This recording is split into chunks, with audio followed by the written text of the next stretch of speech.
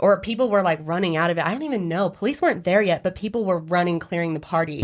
And there was this girl that was unconscious on the sidewalk of this fraternity house. Man. And me and all my friends pull up and I'm like, okay, I'm the only one who's 21 here. Everyone else, like, get out of here. Hello, everyone. Welcome back to my channel and welcome to another true crime video. Today we are doing another double feature. If you didn't catch my first one on O.J. Simpson, it's something new I'm doing where I'm taking really big cases that are just tons of work, tons of editing. For the weeks that I do that, I'm skipping Talk Tuesday and I'm doing the videos in 2 different parts because they're so long. And this case is gonna be one that I know is gonna be long. I have been waiting to do this since the beginning, like when I first came up with the idea to do these types of videos. It's just so overwhelming and there's so much to go over that I don't know, I was nervous, but I'm doing it now. The Scott Peterson case can be very controversial, a little touchy, because it's intense. It's very intense and very sad. But yes, this is part 1. We're gonna go ahead and jump into it and there will be part 2 linked in the description box. So if you haven't heard of this case, which I'm sure many of you have, this was a very high profile case. This is about a man and a wife, Scott and Laci Peterson. They were definitely like considered to be the ideal couple. People really liked being around them. They were very good together. Scott Peterson was born on October 24th of 1972 in San Diego, California. His parents are named Lee and Jackie. Lee Arthur Peterson, his father, was a businessman who owned a crate packaging company, and Jackie, his mom, owned a boutique in La Jolla called The Put On. And Lee and Jackie actually had 6 children between the 2 of them from previous marriages, and Scott was actually their only child that they had together. And Scott ended up being a fertilizer salesman in Modesto, California. Laci was born in Modesto, California on May 4th of 1975. And she's actually a Taurus, so I definitely connected with her on that. Laci was very headstrong. She was born in May, she was a Taurus, and she fit the description to a T. She was very headstrong. And like I said, once she made up her mind, she was going to do it. And that's all there was to it. There was no changing her mind. God, what a gorgeous girl. I mean, her smile just captivated people. I mean, she was all over the covers of magazines, just this gorgeous woman, this beautiful smile. She just looks like she had the biggest heart. And from people around her, it sounds like she really did have the biggest heart. And she was very well loved. Her full name is Laci Denise Rocha. Her parents are Dennis Robert Rocha and Sharon Ruth Anderson. And she was actually raised by her mom Sharon and stepdad Ron. And she was a cheerleader in junior high school and high school. And she was very well liked in school, had a lot of friends, just definitely someone that people remembered as being a really nice person. And typical Taurus, she was a horticulture major who loved to plant things. She attended California Polytechnic State University, or Cal Poly, which if you remember, I talked about that school back from the Kristen Smart video. That was like the first crime video I ever did. And while she was at Cal Poly, she met Scott Peterson. And Laci was actually the one to make the first move. She gave him her phone number. And immediately after meeting him and spending a little time with him, she told her mother that this was the man she was going to marry. Soon after this, he actually called Laci and asked her to go fishing, and that was their first date. She actually got really seasick. So Scott was actually trying to be a professional golfer, but as his relationship with Laci was growing stronger and becoming more serious, he decided to give up his dream of being a professional golfer and be a full-time husband. And they dated for 2 years and then they moved in together. Scott and Laci actually got engaged in December of 1996 and married on August 9th of 1997. This was a few months before Laci's graduation. In the first 2 years of their marriage, they decided to just kind of enjoy their marriage, be with each other, and weren't trying to have kids. But in December of 2000, Laci became serious about trying for pregnancy. She really wanted to have a baby. It was a dream of hers, and she felt like they were in a good time of their life. And they tried for a while, so long that she ended up almost getting fertility treatments, but right before that, they conceived naturally in May of 2002. And Laci's mom said that she noticed some red flags. The first and the biggest red flag for her was that when Laci was pregnant, Laci asked her mom to feel her belly. We're sitting side by side and Scott was sitting on the floor and we were watching TV. She said the baby was kicking, so I put my hand on her stomach because I'd never felt him kick. She leaned over to me and she said, Mom, she said, Scott doesn't like to do this. She said, I've asked him to, feel my stomach when the baby kicks and he never wants to touch my stomach. That really bothered me, and that was the last time I saw her. So moving forward in time here, December 24th, 2002, Laci Peterson is 8 months pregnant. It's Christmas Eve. They're preparing for the night ahead. It's, you know, it's a happy time. It's a couple, a newlywed couple having their first baby. And that morning, Laci woke up. She ate right away because she was pregnant. And if you are pregnant and you get nausea, it helps to eat. She had some cereal right in the morning, and Scott actually joined her. And then Scott said he was in bed a bit longer than her, but he eventually got up and followed her downstairs. And from about 9 to 10 a.m., Scott claims that they watched Martha Stewart, kind of, you know, prepping for Christmas Eve coming that night. And Laci was a really big fan of Martha Stewart, so this kind of made sense. And according to Scott, Laci was going to be doing some cleaning and then planned to take her dog on a walk. And Scott decided to go play golf on that day. And I just think this is so weird because, at least in my house, Christmas Eve is spent together. I thought it was really odd that he would go off and like have his own little day when his wife's at home, 8 months pregnant. It's like Christmas Eve. I just think it's kind of weird. It doesn't prove anything, but it's weird. But anyway, he changed his plans because it was cold outside. He thought it was too cold to go play golf, so he decided to go fishing in the San Francisco Bay instead. My day was open to either play golf or go fishing. I chose fishing that day, which is, you know, a choice I made and I obviously regret now. And sometime between 9:20 and 9:40 a.m., a neighbor saw Scott loading umbrellas into the back of his car. And both of them said hi to each other, but Scott told the neighbor that he was going golfing. Lie number one of many. So Scott left his house and he went to his warehouse, which is actually where he works, and this is about 3 miles from his house. And around 10:18 a.m., a woman named Karen Servas, who was a neighbor to the Petersons, saw their golden retriever dog Mackenzie walking around the house. And the dog had a collar on and a leash attached to it, but no one was on the other end of the leash. So Karen figured the dog probably got out and she knew them, so she brought the dog back to their yard, put it in the yard, and shut the gate. Between 10:30 and 10:56, Scott was on his computer at his warehouse doing a bit of work before he got his boat hitched up to his truck and headed out to the bay. And Scott says the drive took at least 1.5 hours from his warehouse to the marina. And Scott has a receipt from when he parked his truck at the marina at 12:54 p.m. And he says he was out on the water from about 1 to 2, and then around 4:30 he decides to take the boat back to his warehouse. He's done fishing. Scott's telling me when I interview him, I went fishing. I tried to call my wife 3 times. I called her cell phone, I called her house, and I'm driving home from Berkeley and she ain't answering, so I'm thinking something's up. Hey, beautiful. I won't be able to get to the Villa Farms to get that basket for Papa. I was hoping you would get this message and go on out there. I'll see you in a bit, sweetie. Love you. Bye.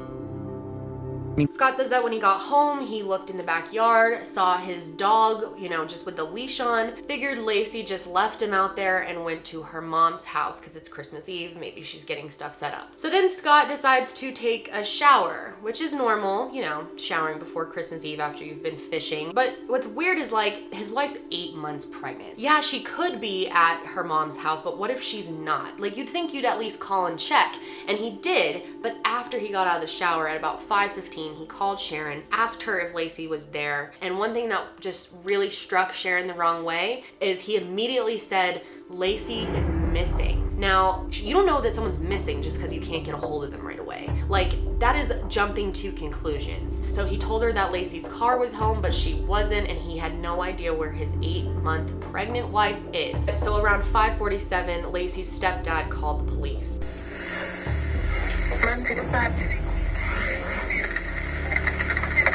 How can I help you? Yes, my son-in-law called.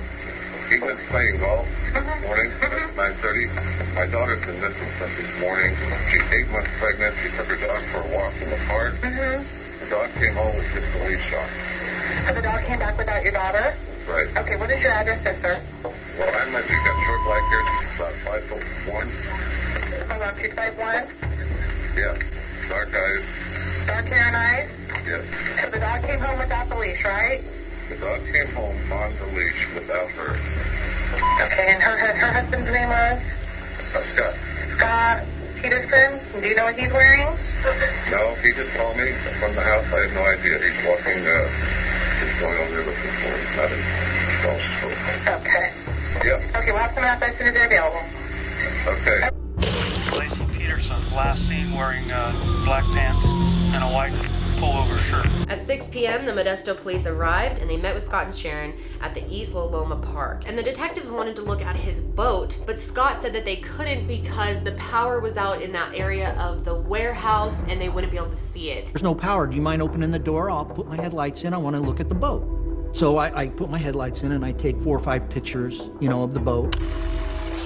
And then later I called MID and I talked to the supervisor to find out when the power was out for that area. He said the power's never out for that area. So back at the house, there was zero evidence of a break-in. There was no blood there, nothing that makes something a crime scene, nothing that you wouldn't expect to see. And they continued searching, but they did collect 100 bags of possible evidence from their house. But out of all of that, they didn't find anything that could prove Scott was involved in this. They said at first he was very cooperative with police. He tried to assure police that he had nothing to do with Laci's disappearance and they weren't having any marital issues before this happened. They asked Scott if he'd be willing to take a polygraph test just to rule him out. And at first Scott said that he would take the test, but later on he changed his mind. And the reason that he changed his mind was because he actually called his father Lee, and Lee was concerned that they would somehow trick him into saying something wrong, get a false confession out of him, something like that. And he told him it's not a good idea to do it. So Scott ended up refusing to take the polygraph test, which just looks horrible.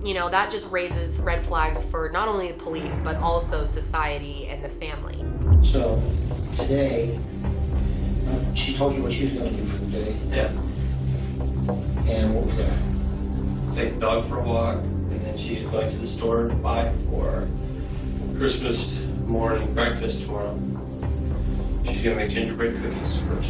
You guys didn't have any problems, marriage problems? Everything's good? You've been married 4 years. Whoever has her, please, please, please let her go. Bring her back to us. We love her so much. We want her back. Please, let us have her back. And Modesto definitely came together for Laci Peterson. I mean, the response from the community was just huge. Strangers seemed more concerned about Laci than Scott did. It was all over the news. People were handing out flyers, putting up signs. Police and volunteers are scouring the area around Modesto, California. The object of their search, a 27-year-old woman, 8 months pregnant. Police and FBI are combing the city and surrounding farmlands. They also searched the couple's home and husband Scott's boat. Laci's missing, and all of the media time should be spent towards finding her, and all of our energy should be spent towards finding her. I asked people if they have any information, call the tip lines. Please do what you can to bring her home. At first, there was a $25,000 reward for her safe return. It then jumped to $250,000 and then jumped to $500,000. And a lot of people were thinking maybe she was walking the dog somewhere and fell and was injured in some way since she was pregnant. So people at this point thought she was missing. And they made a volunteer center. It was set up at the Red Lion Hotel and was up and running 24/7 in order to find any sort of lead. And one of the things that Scott was really adamant about was the fact that he didn't want his picture to be taken or posted anywhere. Anytime the center put up a picture of Laci with Scott, he immediately had them take it down. He would leave the volunteer center, walk out the exit door before the media would come in, and then we could let the media in. He didn't want their picture up at all. Everything of her and him had to come down off the wall. It only could be pictures of her. So weird. And this call center received over 850 tips, and most of these tips were just people reporting seeing Laci walking the dog that morning. And Modesto actually did such a great job of coming together as a community for this case. They were actually awarded the All-American City Award. People in Modesto are known to be very, very generous, very caring, very genuine, kind of like everyone knows everyone, small town type of feel. So Scott had voluntarily let the police into his house on the 24th. However, they wanted to do another search on the 26th, and he told his family about this and they kind of freaked him out. Before they were able to search his house, they had to get a signature from him, and he was told not to sign anything without a lawyer there. And Scott said some really weird things to the detective. Scott didn't hear back from his lawyer in time, so the police decided to go ahead and execute the search anyway. And the fact that he was trying to get them not to search his house was a huge red flag for police, obviously. obviously. Now there's a lot of rumors that his house smelled of bleach. It was like reported in some places, but the police actually said that his house did not smell like anything. So we don't know that he had bleach in his house. I just wanted to clear that up because it's a big rumor. The only thing that they were able to find was a piece of Laci's hair on some pliers. Now we're not sure if that was a weapon or if it was even anything to do with this crime. It could have just been her hair on their stuff in their house. So yeah, that's pretty much all they found. And on December 31st, they held a candlelight vigil for Laci on New Year's Eve. I thank everybody for coming out here tonight. Laci would be so happy to see she had so many friends and supporters. And just keep looking for Laci. Please don't give up. And it was crazy. Over 1,000 people attended this vigil. It was absolutely beautiful. The community support was just incredible. She's always a very upbeat and positive and outgoing person and a very tough young lady. And that's why we're not giving up hope. Her family was there, her family spoke, her family was out in the community talking to people, you know. The only person that was nowhere to be found was Scott. Now we actually do know that Scott was there somewhere. He wasn't on the stage, he wasn't with her family, he wasn't speaking, barely anyone in the community even knew he was there. Now this case really blew up media-wise. A $500,000 reward and still nothing. Where is Laci Peterson?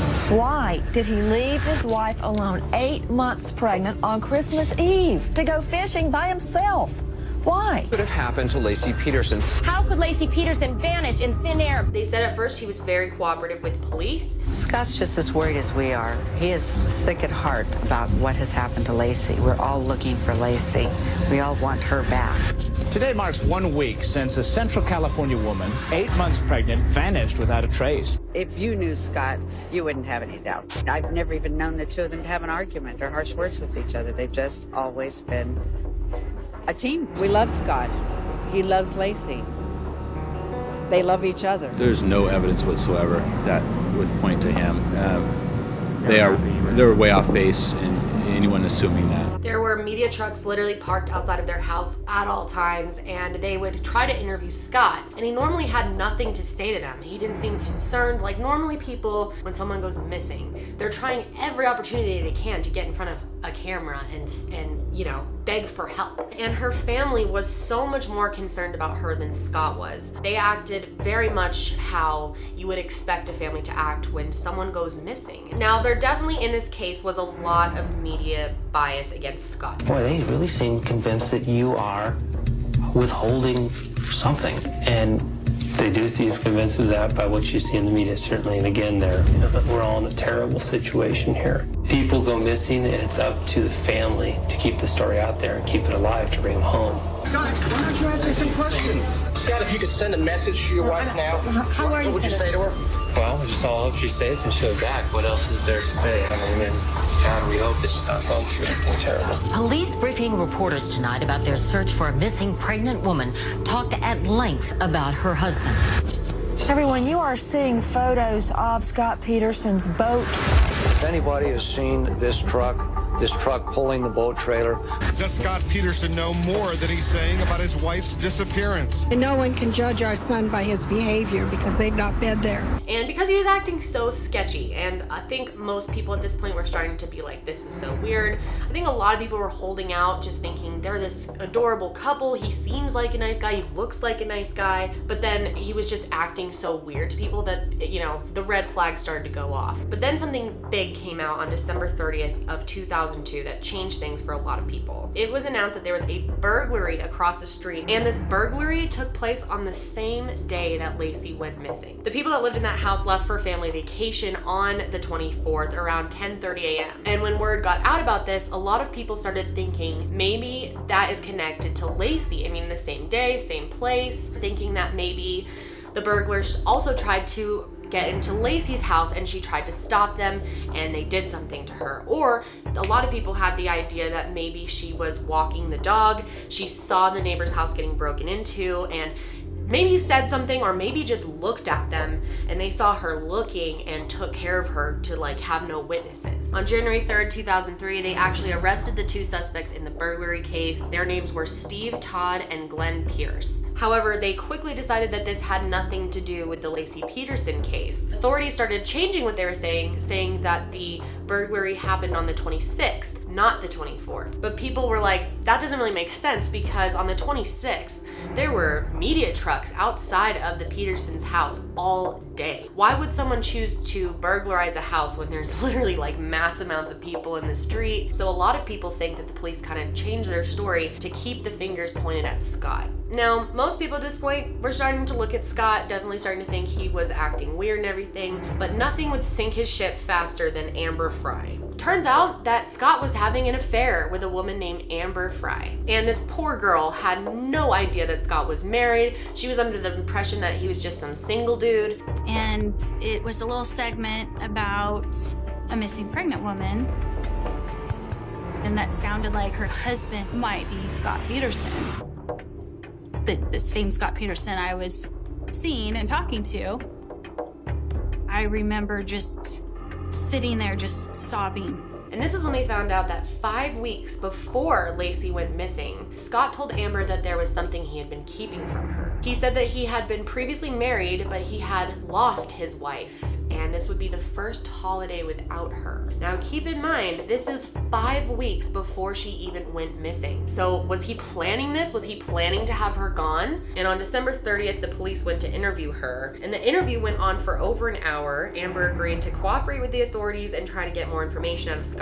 And Amber and the police ended up setting up a device on her phone to record Scott. I mean, she felt so terrible about what happened to Laci for being involved in this, not knowing that she was involved in an affair. And so she agreed to cooperate with police. And this is before she really came forward publicly. And one of the most interesting calls that they recorded was one of Scott on New Year's Eve. Now, if you remember, on New Year's Eve, that was Laci's vigil. You know, tons of people there. Scott doesn't speak. Where was Scott? He was on the phone with Amber. Hey, Happy New Year's. I'm near the Eiffel Tower. New Year's celebration is unreal. So now we're seeing that Scott is a huge liar. And by the end of these recordings, there was 29 hours of recording phone calls between Amber and Scott. On January 14th, Amber was still recording the phone calls with Scott.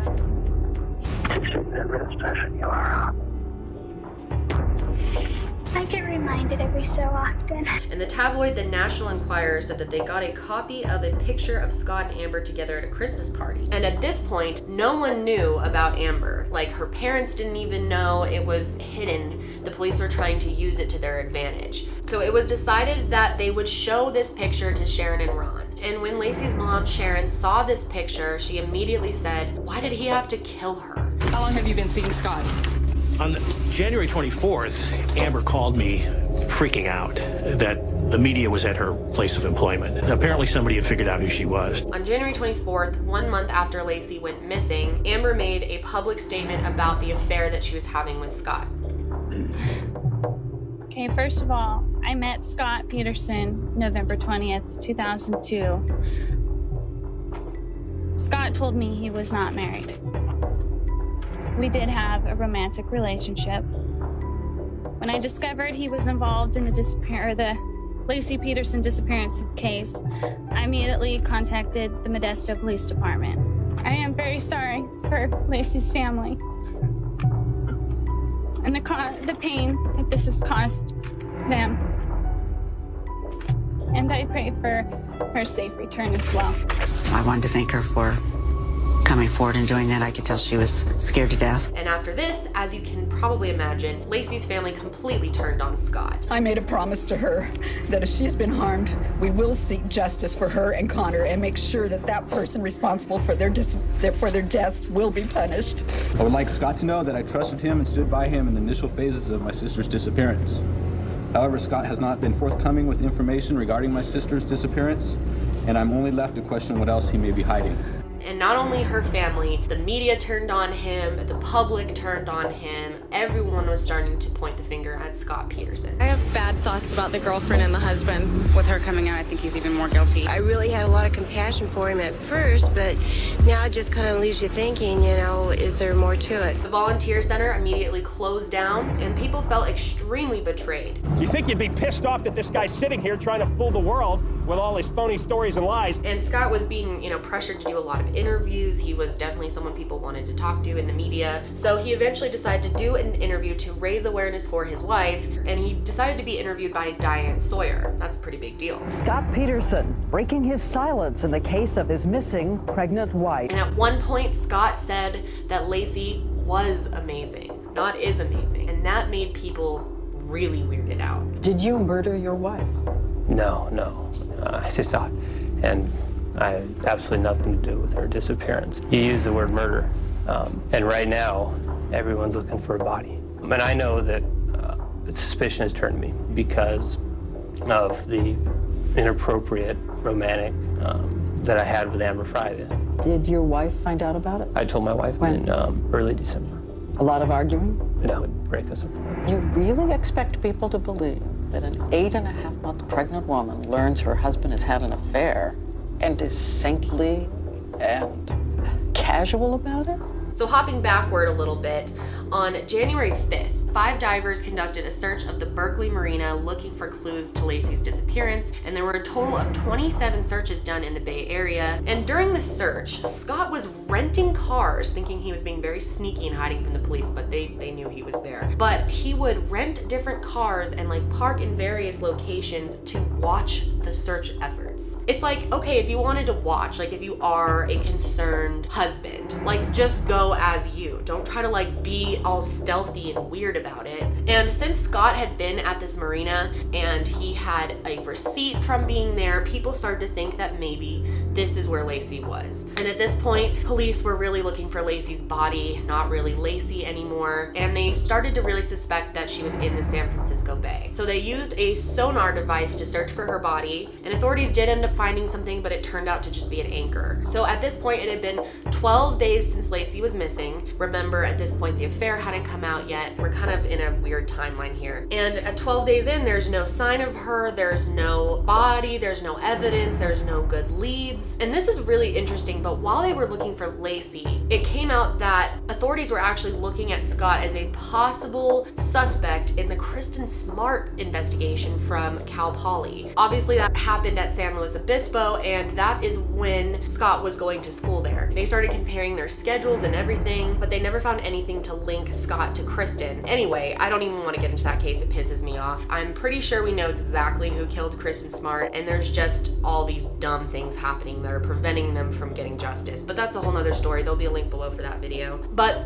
after this point, when they, started talking about this on the media, even though they ruled him out as a suspect for that, it still made people start thinking of him as a possible serial killer. So one thing that's really important to note in this case is Scott actually wrote an email to his boss wishing him a Merry Christmas from his warehouse that day. And people thought it was a little weird to think that he would think to write someone a Christmas card if he had Laci's dead body in his car or had just thrown her into the bay. On January 6th, Amber and Scott were having a conversation. He admitted to her that he had been lying about traveling, that he wasn't traveling, that instead his wife was missing. And remember, she's helping police, so she knew.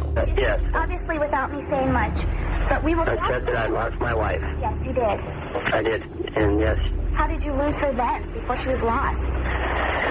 Explain that. There are different kinds of loss, Amber. This has to be the biggest coincidence I've ever heard of. I mean, are you psychic? I mean, you predicted your wife would be missing?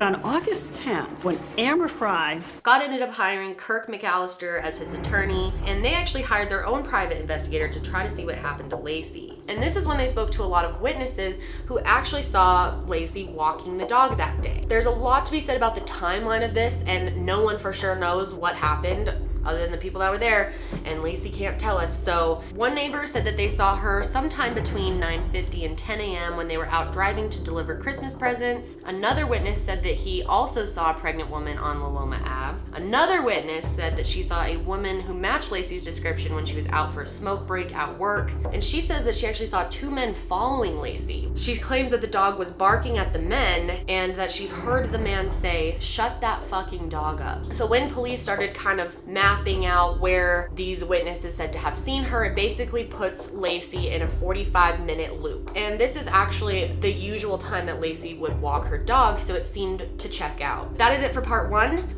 Part 2 is linked in the description box, so definitely go check it out because it only gets crazier from here.